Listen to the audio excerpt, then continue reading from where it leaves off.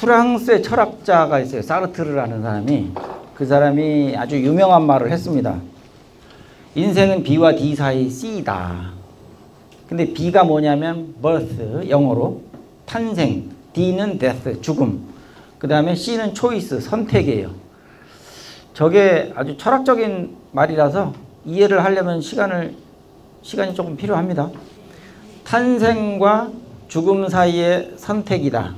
이게 인생이다 그랬거든요. 그게 무슨 말일까요? 태어나서 죽을 때까지 70평생, 80평생, 90평생 살아오는 동안 수많은 선택을 했다. 근데 그 선택이 결국 나를 만들었다. 그 얘기죠. 근데 이게 그냥 보면 별거 아닌 것 같은데 가만 생각해 보면 굉장히 심오한 뜻이 있어요. 제가 예를 한번 들어볼까요? 복지관 나오실 때 걸어오셨죠? 자전거 타고 올 수도 있고 버스 타고 올 수도 있고 걸어올 수도 있고 지하철 타고 올 수도 있고. 근데 그 중에서 내가 선택을 했단 말이에요. 그죠? 그러면 또 다른 선택은 뭘까요?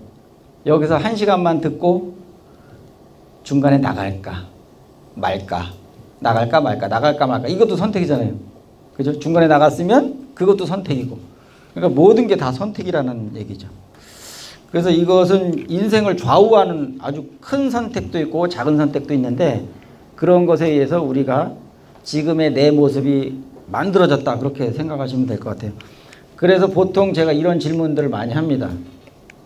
나는 어떻게 살았고 어떻게 살 것인가? 나는 왜 사는가? 내 인생의 의미는 뭔가? 나는 무엇을 하며 살 것인가? 뭐 여러 가지 질문들이 있는데 이 중에서 딱 하나 빼놓지 않고 하나 질문하는 게 있어요. 나는 왜 사는가? 두 번째 줄에 있는 거. 이거는 꼭 질문을 해요. 여러분들한테도 한번 해볼게요. 나는 왜 사는가? 그럼 이거에 대해서 답변을 어떻게 할 것이냐? 한 서너 가지 답변이 나와요. 첫째 답변은 벌써 나왔어요. 태어났으니까. 태어났으니까. 또 다른 답변이 뭐가 있을까요?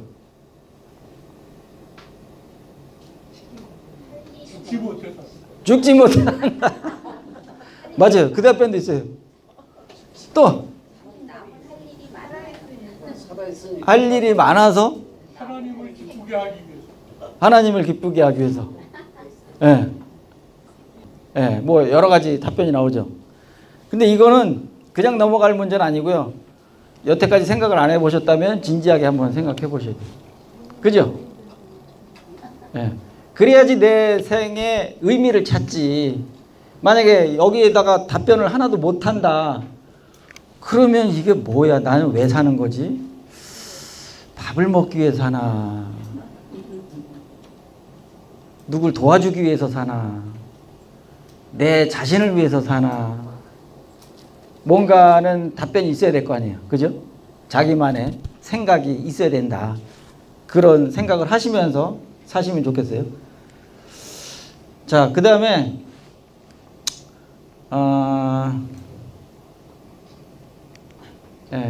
요거는 이제 질문들인데 우리가 자서전 쓰려고 하니까 막연했잖아요.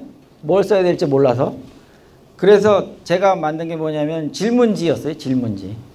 청소년기 때 해당되는 질문, 그다음에 뭐 장년기 때 아니면 또 뭐 노년기 때, 그다음에 어렸을 때에 해당되는 질문이 다 달라요. 그거 몇 가지만 보여드리면 이런 거죠. 예를 들어서 어린 시절에 가장 친했던 친구는 누구냐? 그러면 이거에 대해서 한번 생각해 보는 거예요. 친구, 국민학교 때 친구, 중학교 때 친구, 고등학교 때 친구, 사회 나가서 친구, 그 다음에 지금 옆에 사는 이웃 쭉 생각했을 때 그 친구들이 나한테 어떤 영향을 줬을 거 아니에요. 그렇죠? 각 시절마다의 친구들이 있어요. 그 사람들에 대해서 한번 기억하고 써보는 것도 좋은 글감이 된다. 그런 얘기고요. 나중에 또 나오겠지만 피터 드러커라는 경영학의 대가가 있어요. 그 사람이 자서전을 썼어요. 피터 드러커 자서전. 근데 거기에는 뭐라고 되어 있냐면은 보통 자서전 하면은 자기 얘기를 쓰는 거라고 생각하잖아요. 근데 그 사람은 정반대로 생각했어요. 내가 만들어지기 위해서, 지금의 내가 있기 위해서 뭐가 있었을까? 주변 사람도 있었겠죠. 주변 사람들. 주변 사람들은 누구냐면 일단은 제일 먼저 아버지 어머니가 있었고, 그죠? 내가 아니니까 그분들도 다 주변 인물이죠. 나를 중심으로 한다면 아버지 어머니, 형제들, 또 이웃들, 친구들, 그 다음에 스승, 제자, 친척, 이런 사람들이 다 있잖아요.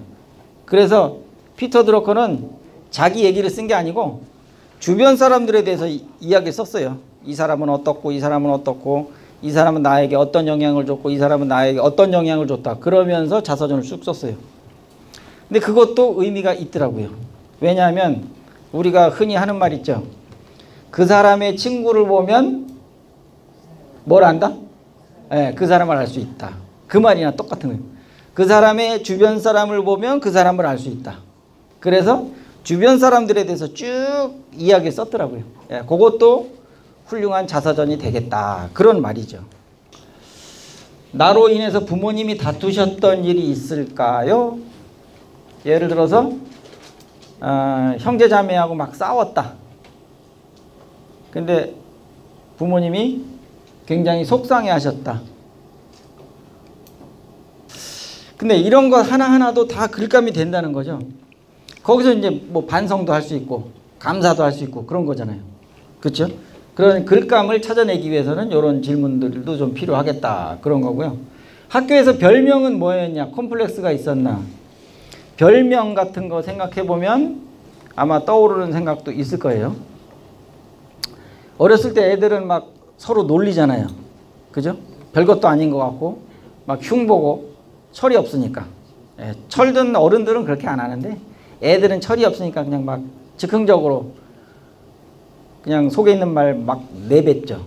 그래서 상처받고 그러는데 그런 것들도 하나씩 다 글감이 될 수가 있다는 겁니다. 지금 편직을 쓰기를 해봤는데 편직을 쓰기보다 조금 더 깊게 들어가면 이런 것도 할 수 있는 거예요.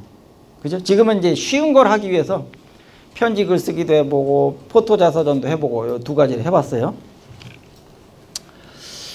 자, 그 다음에 이제 만약에 글감을 찾는다면 이런 것도 생각해 볼 수가 있겠는데 아동기, 청소년기, 청년기, 결혼생활, 중년기, 노년기로 넘어가면서 우리가 이 관심 분야도 달라지고 많은 것들을 경험했잖아요. 아동기라고 할 것 같으면은 자란 환경, 부모, 스승, 이웃에 대해서 한번 생각해 보면서 뭔가를 기억을 찾아볼 수 있겠다. 그 다음에 청소년기는 반항기였죠. 사춘기, 친구 관계가 굉장히 중요한 시기였어요. 자, 요즘 애들은 중2병이라고 해서 아주 심각하게 병을 앓고 있죠. 중2병. 들어보셨죠? 반항기 중에서도 아주 최고조의 일은 중학교 2학년이 됐을 때 사춘기 호르몬이 폭발하는 거예요. 그래서 부모들 말 안 듣고 곁길로 나가고 막 그렇게 합니다. 그런데 연배가 있으신 분들은 사춘기를 그냥 무난하게 넘어가신 분들도 있더라고요. 여러분은 어떠셨어요? 있는지도 몰랐죠. 그런 분들이 꽤 많이 있어요. 근데 요즘은 또 많이 달라요. 옛날하고 달라서. 사춘기 때 굉장히 말썽을 많이 부렸다 하시는 분 계세요? 사고뭉치였다. 본인이 그랬어도 얘기는 못하겠죠. 얻어맞았어요? 예. 때리기도 하고 맞기도 하고 뭐 별의별 짓들을 다 하는 게 사춘기인데 그런 시기에 있었던 기억들을 찾아내서 써보는 것도 굉장히 재밌을 거예요. 아마 지금은 많이 지났으니까 시간이 덤덤하게 바라볼 수 있잖아요.